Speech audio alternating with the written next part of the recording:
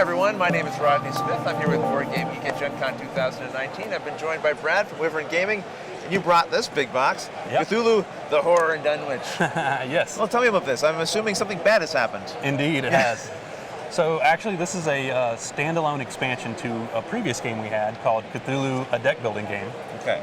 It's a standalone expansion, so you don't need the original to play this? Right, you don't need the original to play this. This is you can play it on your own, but you can also smash it up with the original. Oh, okay.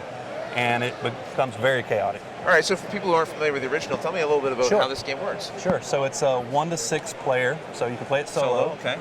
It's cooperative then, we're working together? It's cooperative, okay. So you are investigators. We have one of 19 different investigators in this particular game. Yes. So lots of choices, lots of things to see.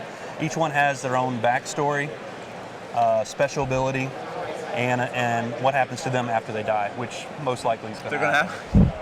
It is. Cthulhu, what a jerk. Why can't he just bring cookies? I don't know. He's got to bring death and destruction. Okay. Yes, for sure. So you have your health and your sanity tracks. Yeah. Allows you to track where you are in your health and obviously your sanity. Sure. The way it works is you start your turn by drawing 5 cards from your personal library. So this is the library for your character. So does the hobo have its own deck, you mean? Or? No. Everybody, there's a starter set of cards that you start with. Gotcha. And then you start building your deck based on things that you can research. Okay. So you would start by drawing your 5 cards. So 2, 3, 4, and 5. Right. So equipment. Yep. You got your starter cards that I mentioned. Yeah. Some of the main starter card is one called Sleuth. It just gives you 1 Moxie, and Moxie is the resource in the game. Okay. You need a little Moxie when you're going up against Cthulhu. Yeah. Of course. Yeah. One of the neat things is it's the only resource. So not only do you use it to research your things to get new cards, but you also use it to try to fight the bad guys. Okay.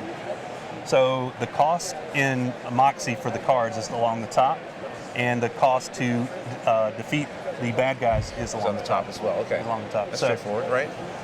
So on your turn, you basically the game's divided up into 2 phases. You have a planning phase and a combat phase. Okay.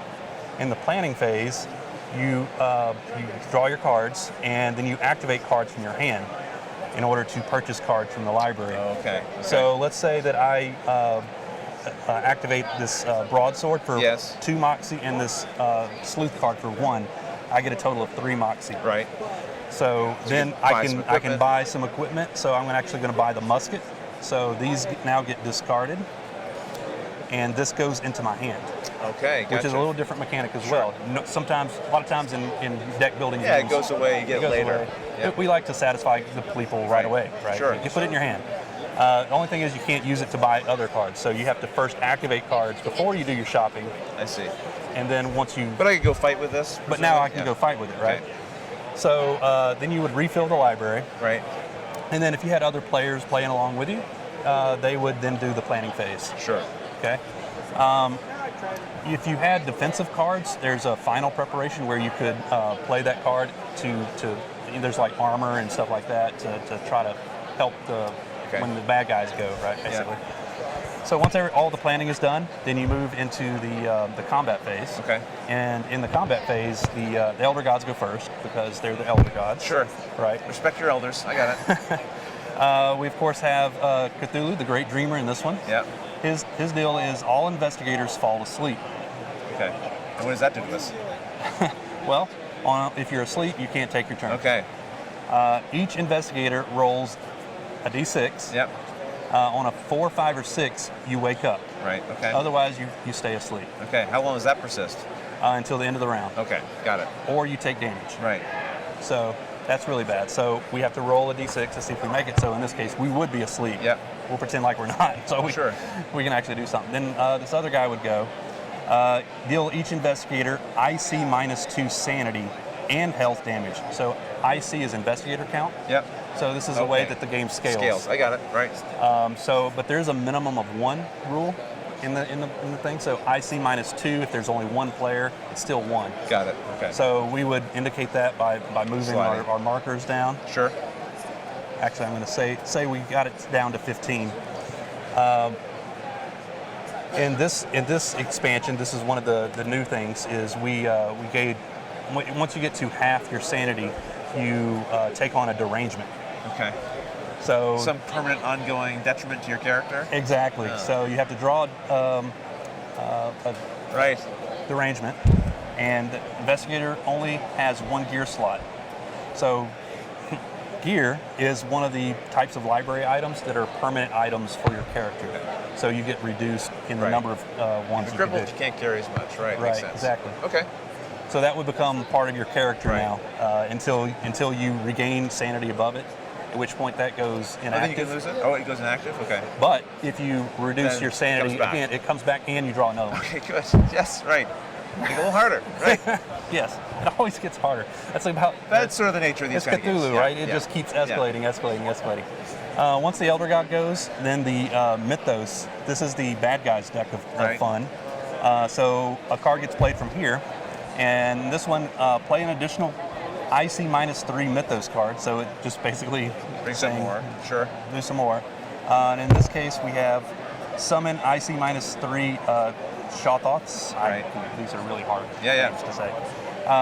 We have minions in the game, and that's what these guys are.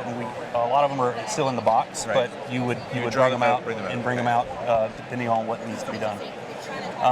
Then the minions get to go, and they typically have things like they do things against health or your sanity, the same thing. And then finally the investigators get to go, where you can use the remaining Moxie in your hand to do Might be able to go and things. kill one of these guys.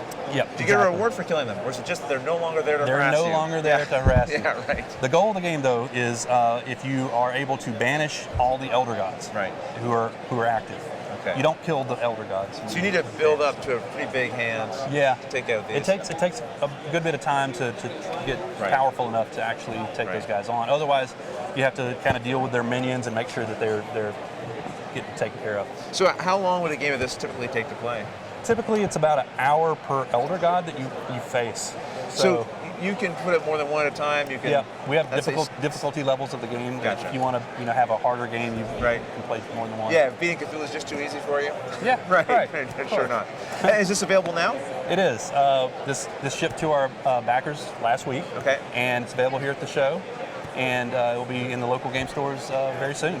Okay, excellent. Well, thank you very much for this overview. If you'd like to pick up this game, that's where you can keep an eye out for it. And all of you, thanks for watching. Thank you.